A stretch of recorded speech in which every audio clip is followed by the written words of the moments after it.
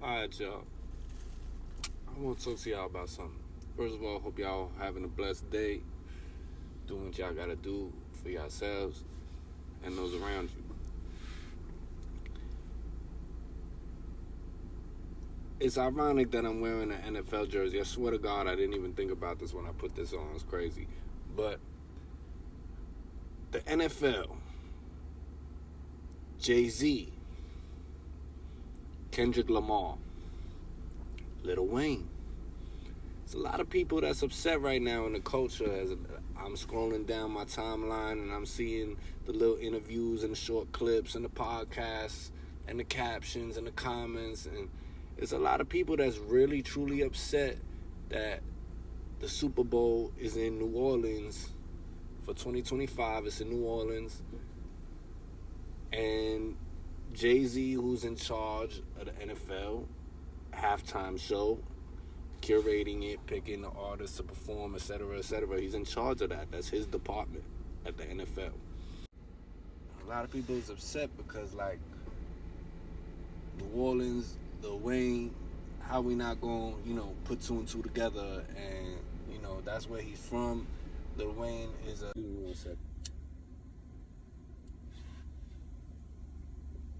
Yeah. Lil Wayne is a music and cultural icon, right? Someone that, if you're a millennial like myself, more than likely, you grew up listening to Lil Wayne. More than likely, if you didn't grow up listening to Lil Wayne, you grew up hearing Lil Wayne. It's 2007 to 2012. That man was running the radio, running MTV on every single song, dropping the most mixtapes during the LimeWire, Dat Piff era. I mean, there's no doubt about it, and not even just in a general standpoint, on a personal standpoint. I love Lil Wayne. He's one of the reasons I rap. He's one of the reasons I was listening. I said, how niggas do this shit? I gotta do this shit. You know what I mean? Like, so there's no denying who he is to us. There's no denying who he is to the world, to the culture, in the media, in the industry. It don't matter. But here's my point, right? But despite those facts and attributes, let's just consider a few things. Number one, Jay-Z is a billionaire. A billionaire. Number two, he works for the NFL. That's his job, right? Right? That's his job, right? Number three, he's done a lot for a lot of people. Black people, hip-hop people, minority people. And if you just love the culture in general and you love pop culture, he's done a lot for pop culture. He's done a lot for everybody. Very prominent person in this world, if you ask me. But let's just keep it on track, right? Let's stay on track. So this man is a billionaire, and he's done so much for other people, including Lil Wayne. He wanted to sign Lil Wayne way back, and he turned it down because he had loyalties in other business endeavors with other people. All right, no problem. They stay cool. 10 years down the road, Lil Wayne is owed $50 million by those same people and was in debt, I think $10 million to the IRS for taxes. Jay-Z paid that shit out of his pocket. That man said, here, it's all love. He didn't ask for it back. And that's just one person. That's just involving the person in question, which is Lil Wayne. I could go on about things he's done for other artists and, when he didn't have to and shit like that. But let's stick to the topic at hand. So you've done all this for somebody, and mind you, Lil Wayne is still right now dropping records and still killing it. It ain't got nothing to do with that. Nobody's saying Lil Wayne washed up. Nobody's saying Lil Wayne don't got it no more. Quite the opposite, on the contrary. But what I'm getting at is you don't owe nobody nothing after a certain point. And just because it's in New Orleans doesn't automatically mean, hold on, it's getting hot in here, let me close this. Doesn't necessarily mean that you have to pick Lil Wayne. Like, if we do a championship in New York, how many artists in all genres really come from New York or is based in New York? Know what I mean? So, are you going to give it to everybody? So there's that. And then there's also the simple fact, bro, that like, regardless of how you feel about the situation, Kendrick is hot right now, bro. This is his year right now. He's made it his year, whether some people want to believe that, you know, the situation was fixed and rigged and Kendrick would, you know, no matter what, the public was going to go with Kendrick. That's a separate conversation that don't matter. The point is, right now, whatever the reason, right now, Kendrick Lamar got it. He got the public opinion. The people's rocking with him majority right now. And as a billionaire, if I was a billionaire, Alexa, play Bruno Mars, I Want to Be a Billionaire. Nah, I'm playing. But anyway, if I was in that position and that was my responsibility, it's about the dollars, bro. It's about the dollars. It's about the network. It's about the ratings. This is television. This is primetime cable TV, Super Bowl television. Big as the what? You know what I mean?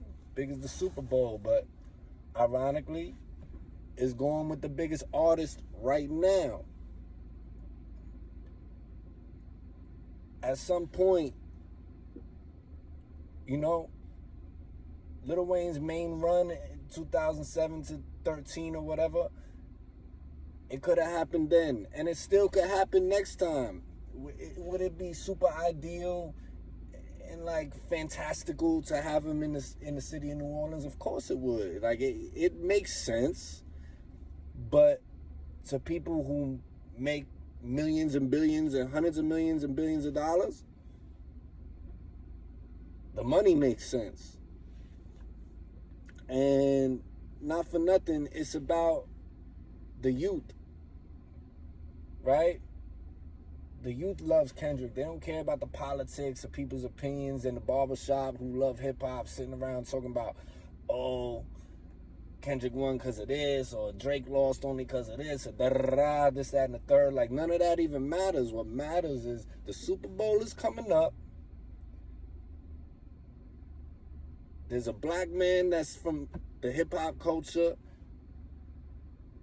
involved heavily in the production aspect of the event. He picked another person of color to do the event and perform the halftime show, which is amazing. That's a win in itself, and that should be enough. And again, back to even Jay-Z, is like, with Lil Wayne, it's like, I've already helped you so much. Like, it might still happen again for you one day, you know, you're still alive, God willing. Or, you know, maybe it just didn't happen for you. And how many times is Jay-Z gonna pick up the pieces when I wanted to sign you 15 years ago? You know what I mean? Like, how many times do I put millions of dollars on the line for you? So, you know,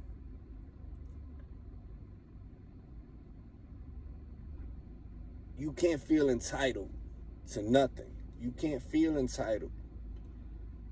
And if it was a black event, a strictly black event, or a strictly hip-hop event, I could understand, like, okay, we in Louisiana, we in New Orleans, like, Lil Wayne. He gonna be the headliner. But another point of mine, and listen close to this one. If Jay-Z gonna keep, because the last Super Bowl, whatever that he had Death Row, he had Shady Aftermath Records performing. He had Eminem, 50 Cent, Snoop Dogg, Dr. Dre, all on one stage for the Super Bowl. You know what I mean? You seen Snoop Dogg crip walking on the Super Bowl stage and all that. Like, you know what I mean? Like, so he did that already, put some OGs on stage and shit like that. It's like, all right, how many times, if I keep letting all these old niggas up here, I might as well do it. Because this my shit. And I'm 53, I still got balls, nigga. I still got shit to say. It's my shit. I'ma do it. And that'll be the end of that. So nobody's looking at it like, damn, he could be selfish, and he's not. This is just business. And in business, there's no room for feelings. You feel me? There's no room for feelings. You can't be feeling a way about somebody else's business decision. Like, unless it directly affects you and you gotta sue somebody. You know what I mean? But that's also another conversation. At the end of the day, the man don't owe nobody nothing. And he made a cultural decision that is current, relevant, and ideal for network ratings. And he knew everybody was going to go off talking about it. That's also another reason why he did it. That's a business move. Every cent counts. So if y'all going to talk. If y'all going to podcast about it. If y'all going to interview and talk down on me for it, talk down on me for it. But guess what? My stream's going to go up. My name's being talked about. My wife got a country album out. Go stream that, and so on and so forth. And that's the snowball effect of the situation. So at the end of the day, like, to wrap it all up nicely with a little bow on it for y'all, I'm going to say it like this. Unless it's the president of the United States or any governing agency that surrounds or is under that, don't worry about how another man do his job. You feel me? Don't worry about how another man do his job. It's simple as that.